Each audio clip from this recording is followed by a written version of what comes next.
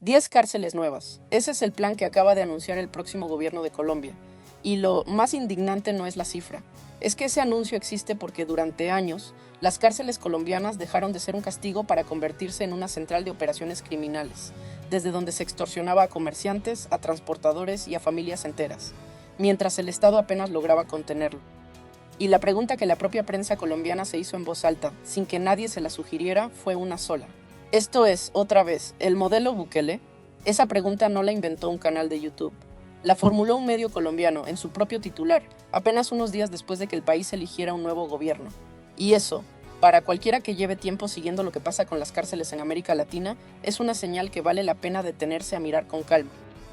Porque durante años, en Colombia, hablar de una cárcel no era hablar de un lugar donde termina el delito. Era hablar de un lugar donde el delito seguía funcionando, con teléfono en mano y sin que nadie se atreviera a cortar esa línea. El hacinamiento se convirtió en rutina, la extorsión desde los patios, en negocio diario, y durante años ningún gobierno logró romper ese círculo. Hasta que llegó un anuncio distinto, no una reforma más, no un decreto que se archiva, sino un plan concreto de 10 megacárceles nuevas, impulsado por el gobierno que acaba de ganar las elecciones en Colombia. En este video vamos a reconstruir, con información verificada y de fuente oficial, exactamente qué se anunció, quién lo anunció, qué significa para el problema que Colombia lleva años sin resolver, y por qué la comparación con Nayib Bukele dejó de ser una opinión de internet para convertirse en la pregunta que se hace la propia prensa del país. Y hay algo más, algo que ningún canal ha conectado todavía. Este anuncio no es un caso aislado, es la tercera pieza de un mismo patrón que ya empezó a moverse en Panamá y en Ecuador. Un efecto dominó que tiene un solo origen, y ese origen tiene nombre y apellido. Quédate hasta el final, porque ahí te vamos a mostrar exactamente cómo encajan las piezas. Vamos por partes, con calma, porque cada dato de este caso importa. El anuncio lo hizo público Iván Cancino, el abogado penalista que fue designado ministro de Justicia del gobierno entrante en Colombia y que tomará posesión el próximo 7 de agosto. Cancino habló con un medio radial colombiano y adelantó cuáles serán sus prioridades desde el primer día: la política carcelaria, la lucha antidrogas y el sometimiento a la justicia de grupos delincuenciales. Pero fue al hablar de las cárceles cuando soltó el dato que encendió la conversación en todo el país. Identificó dos problemas concretos, sin rodeos: el hacinamiento y las extorsiones que se cometen desde los propios centros de reclusión. No un problema abstracto de inseguridad, un problema con nombre propio. Gente pagando cuotas a criminales que ya están presos, porque el sistema nunca logró cortarles el teléfono ni el poder. Si quieres entender por qué el mundo entero está mirando hacia El Salvador para resolver justo este mismo problema, quédate, porque en este video te lo vamos a mostrar con el caso más reciente. Y si te interesa este tipo de casos verificados, suscríbete ahora, porque lo que viene en los próximos minutos conecta directamente con lo que ya está pasando en otros 3 países de la región. La propuesta de construir 10 megacárceles fue una de las banderas de campaña de Abelardo de la Espriella, el presidente electo de Colombia. Y según lo que confirmó Cancino, no es una idea improvisada de último momento. Aseguró que esta infraestructura ya lleva meses en planeación, aunque todavía no se ha revelado dónde estarán ubicadas, por lo que él mismo describió como razones de seguridad nacional. 10 cárceles al mismo tiempo en un país que durante años intentó resolver el hacinamiento con reformas parciales que nunca alcanzaron. Ese es el tamaño real del anuncio. Pero esta decisión no salió de la nada.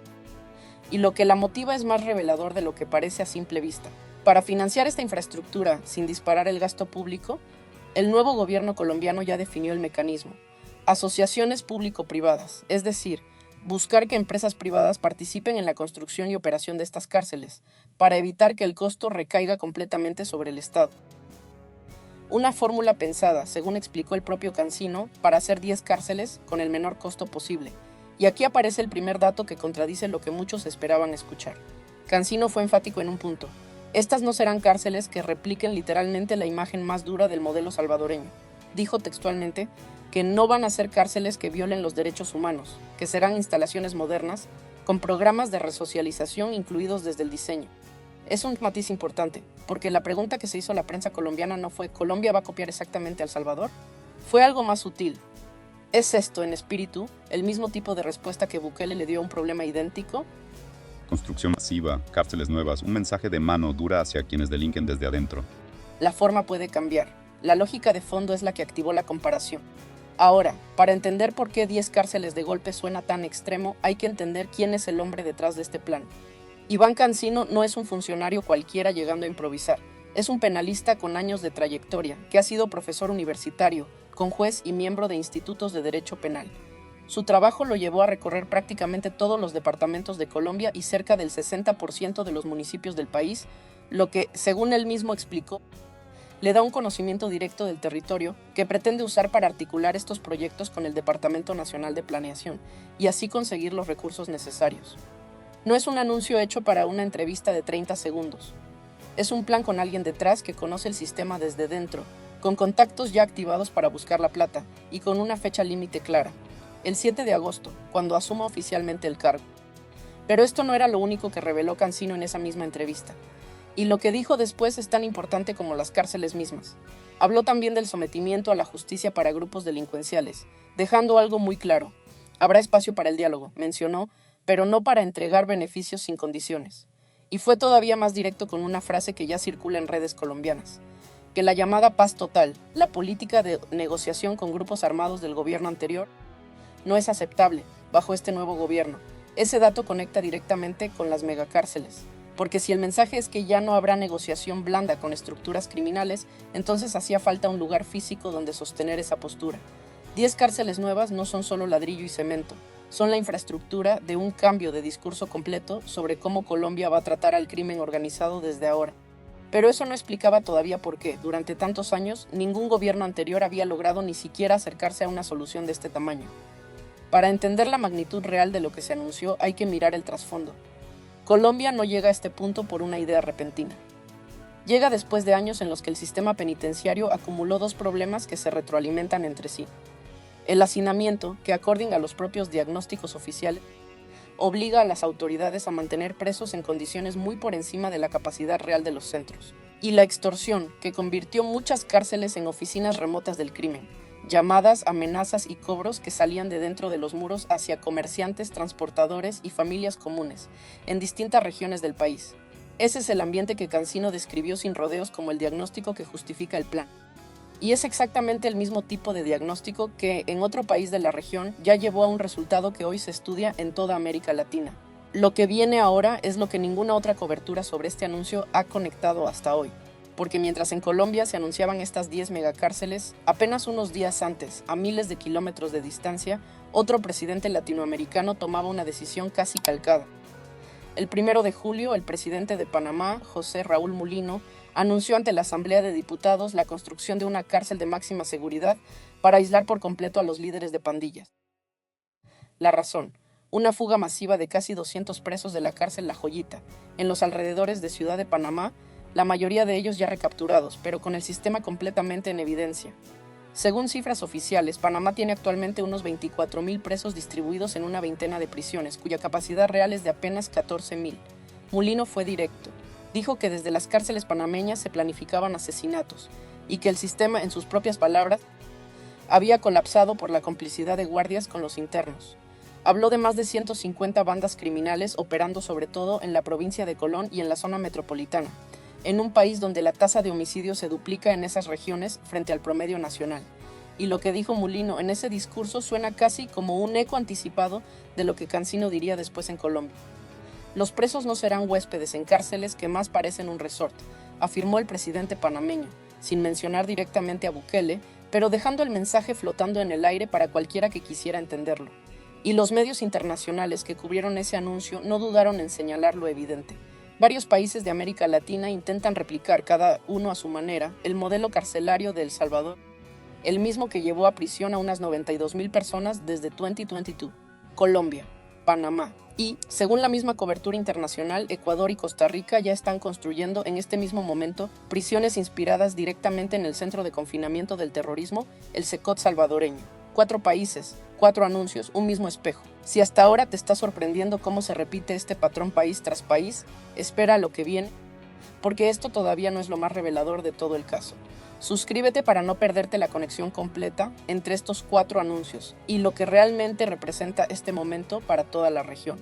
Volvamos a Colombia, porque ahí es donde está la pieza que hace este caso distinto a todos los demás. En Panamá, en Ecuador, en Costa Rica, la comparación con Bukele la construyeron periodistas internacionales, analistas, usuarios en redes. Nadie dentro de esos gobiernos tuvo que decirlo en voz alta. La prensa lo dedujo desde afuera. En Colombia pasó algo distinto, y es exactamente el dato que hace que este caso merezca su propio capítulo. Fue un medio colombiano el que tituló su cobertura con la pregunta directa: ¿modelo Bukele en Colombia? No fue una interpretación extranjera, no fue un comentario en redes sociales. Fue el propio periodismo local dentro del país el que decidió enmarcar la noticia con el nombre de Bukele en el titular, apenas horas después del anuncio. Eso cambia el peso de todo el caso, porque cuando la comparación viene de afuera, se puede discutir, minimizar, negar. Pero cuando la comparación nace dentro del propio país que está anunciando el plan, deja de ser una lectura externa y se convierte en el marco de referencia oficial con el que Colombia entera empezó a entender su propia decisión.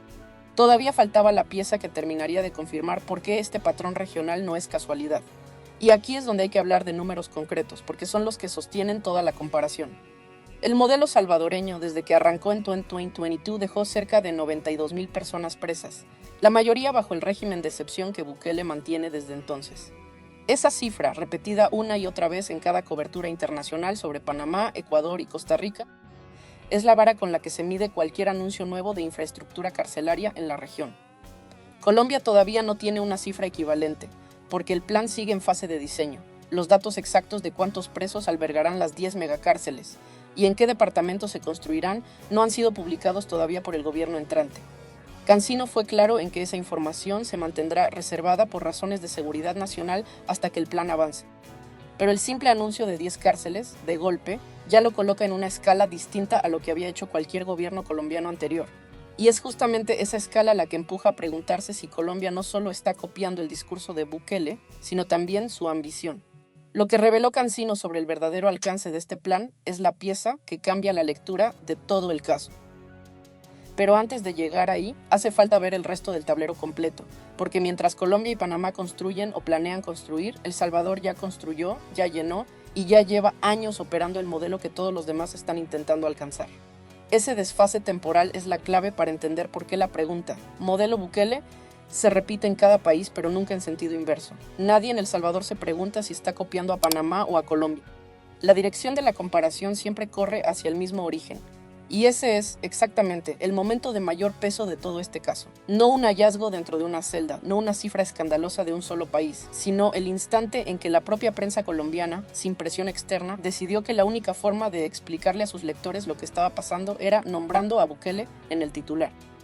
Eso es lo que confirma que el modelo dejó de ser un experimento aislado en un país centroamericano pequeño, para convertirse en el punto de referencia obligado de cualquier gobierno de la región que anuncie una reforma carcelaria de este tamaño. 10 megacárceles, asociaciones público-privadas, un ministro que promete que no habrá violaciones de derechos humanos, pero que tampoco habrá paz total con el crimen organizado. Y una prensa local que, antes que cualquier canal internacional, ya puso el nombre de Bukele en el centro de la conversación. Esa combinación es lo que convierte este anuncio en mucho más que una noticia de infraestructura. Es la confirmación pública de que, en Colombia, el modelo de mano dura dejó de ser tabú para convertirse en política de Estado. Ahora bien, para entender lo que esto significa realmente, hay que mirar el mapa completo de la región, porque este patrón no empieza ni termina en Colombia. En Honduras, durante años, las masacres dentro de las cárceles fueron la consecuencia más brutal de un sistema donde las pandillas controlaban patios enteros desde adentro, con guardias incapaces o cómplices de frenarlo. En Argentina, organismos de derechos humanos llevan años denunciando el hacinamiento crónico del sistema penitenciario, especialmente en la provincia de Buenos Aires, donde la sobrepoblación se volvió un problema estructural que ningún gobierno logró resolver de fondo. Y ahora se suman, de forma explícita y documentada, Ecuador y Costa Rica, construyendo en este mismo momento prisiones inspiradas directamente en el Cecot salvadoreño, según confirma la cobertura internacional más reciente. Panamá, con su fuga masiva y sus 150 bandas. Colombia, con su hacinamiento y sus extorsiones desde los patios. Honduras y Argentina, arrastrando problemas que llevan años sin solución real. Y en el centro de todo, un solo país que ya resolvió, al menos en apariencia, lo que todos los demás siguen anunciando: El Salvador. La pregunta que millones se hacen en toda la región es siempre la misma: ¿por qué Bukele sí pudo y los demás llevan años sin lograrlo? Y la respuesta parcial que ofrece este caso colombiano es reveladora, porque construir 10 cárceles nuevas, con financiamiento privado y sin margen para la negociación política con el crimen, requiere una decisión que muy pocos gobiernos anteriores estuvieron dispuestos a tomar. Colombia lo estudió, Panamá lo estudió, Y ahora ambos están, cada uno a su ritmo, intentando construir su propia versión de lo que Bukele ya construyó primero. El mundo entero tiene planes de cárceles duras en este momento. Ninguno todavía ha llegado al nivel que ya alcanzó Bukele con el CECOT. Y hablando del CECOT, para entender de verdad la magnitud de la comparación que se está haciendo en Colombia, hay que volver, aunque sea por un momento, al lugar que sigue siendo el estándar con el que se mide todo esto. El Centro de Confinamiento del Terrorismo tiene muros de más de 2 metros de espesor, 8 torres de vigilancia y capacidad para 40.000 reclusos. Adentro, las luces nunca se apagan, ni de día ni de noche. Los internos visten uniformes blancos, sin nombre, solo un número. Cabezas rapadas, silencio como norma, no como excepción. Ningún visitante, ninguna llamada, ninguna forma de seguir operando desde adentro como durante años ocurrió en cárceles de Colombia, de Panamá, de Honduras y de tantos otros países de la región. El que antes decidía quién entraba o salía de un barrio, quién pagaba y quién no, ya no decide ni cuándo se enciende la luz de su propia celda. Colombia acaba de anunciar 10 cárceles, Panamá 1, Ecuador y Costa Rica ya están construyendo. Y mientras tanto en El Salvador, el modelo que todos están intentando copiar sigue de pie funcionando, siendo el punto de comparación obligado en cada titular de la región. ¿El CECOT o las 10 megacárceles que planea Colombia? ¿Cuál creen que realmente va a cambiar el problema de fondo? Déjenlo abajo en los comentarios, porque esta conversación apenas está empezando en toda América Latina.